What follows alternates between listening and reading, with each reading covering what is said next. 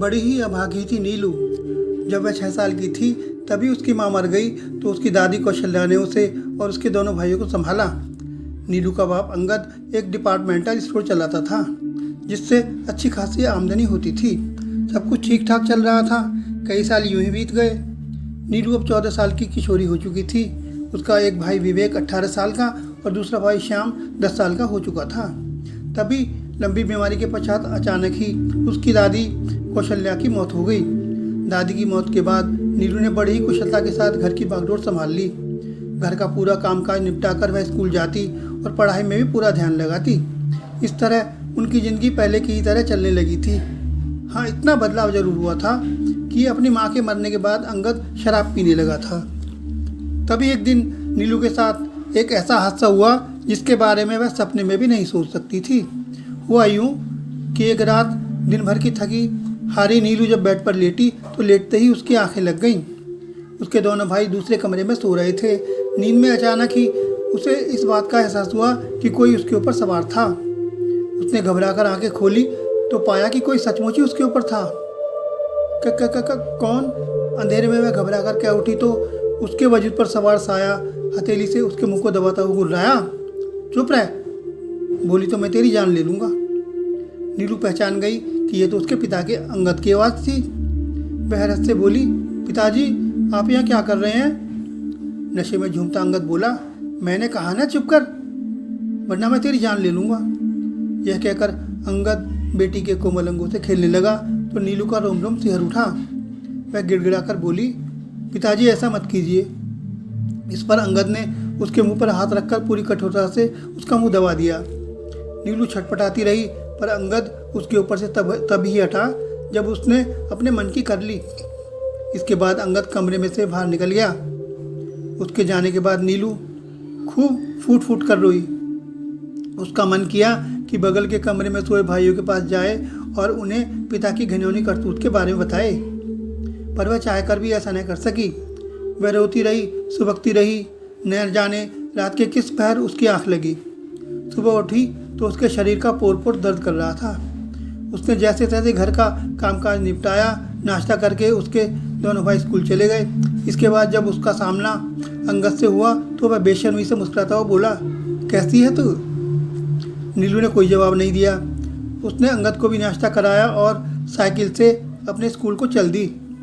School जाते वक्त उसकी आंखें आंसुओं से लबरेज थीं और दिल बुरी तरह आहत था। इस हादसे के बाद नीलू अपने भाइयों के कमरे में ही सोने लगी। भाइयों को उसने बताया कि अकेले कमरे में सोने से उसे डर लगता है। वह कैसे अपने भाइयों को बताती कि डर उसे अकेले कमरे में सोने से नहीं बल्कि अपने पिता से डर लगता है। अंगद ने नीलू से इस बारे में कोई सवाल तो नहीं किया, पर वह नीलू के इस कदम पर मन ही मन ताव खा कर रह गया। एक दिन जब नीलू स्कूल से घर वापस लौटी तो श्याम और विवेक को घर में देखकर उसका माथा ठनका। उसने सोचा, कहाँ चले गए दोनों?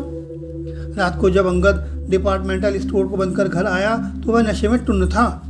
उसने नीलू को बताया, श्याम और विवेक रामप्रकाश जी के बेटे की बारात में गए हैं, अब वे कल ही वापस लौटेंगे। यह सुनते ही नीलू का कलेजा भय से उछलकर उसके हलक में आ गया। इस विचार से ही वह कांप उठी कि रात को उसे घर में अंगद के साथ अकेली ही रहना होगा। वह अंगद को खाना परोसने जैसे ही रसोई में गई तो उसके पीछे पीछे अंगद भी वहां पहुंच गया। उसने लपक कर नीलू का हाथ पकड़ लिया तो वह घबराकर बोली, पिताजी मेरा हाथ छोड़िए। सुनकर अंगद मुस्कुराया, बड़े दिनों के बाद तो आज मौका हाथ लगा है। आज हाथ आए इस मौके को मैं कतई नहीं गवाऊंगा। नीलू पिता की मंशा को भाप गई। वह गिड़गिड़ाकर बोली, पिताजी मैं आपकी बेटी हूँ, मेरे साथ गंदा काम मत करो। अंगद उसे बाहों में भरकर बोला, चुप कर, अगर तूने किसी को यह बात बताई तो मैं तुझे और तेरे दोनों भाइयों को जान से मार दूंगा। सुनकर नीलू सहमत गई। रात में नीलू फिर एक बार पिता की हवस का शिकार हुई। रात भर नीलू रोती रही। रोते रोते उसकी आंखें सूज गईं। अगले दिन वह स्कूल भी नहीं गई और न ही उसने खाना बनाया। अंगद बिना कुछ खाए स्टोर पर चला गया। तभी विवेक और श्याम बारात से वापस घर आए तो उन्होंने देखा नीलू बेड पर पड़ी रो रही थी। उसके बड़े भाई विवेक ने उससे पूछा, क्या हुआ नीलू? नीलू बेड से उठी और अपने दोनों भाइयों से लिपट कर जोर जोर से रोने लगी। तो विवेक उसके सिर पर हाथ रखकर बोला, कुछ बताएगी भी या यूं ही रोती रहेगी? भाइयों के बार बार पूछने पर उसने उन्हें पिता की करतूत के बारे में बताया तो दोनों भाई हक्के बक्के से रह गए।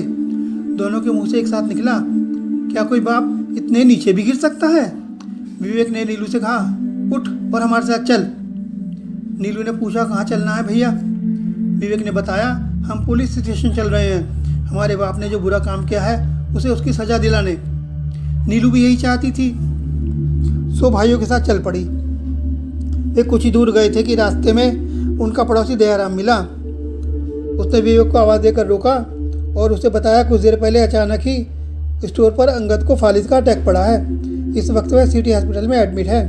दयाराम से यह जानकारी पाकर विवेक ने श्याम और नीलू से कहा, चलो पहले हॉस्पिटल ही चलते हैं। तीनों हॉस्पिटल पहुँचे।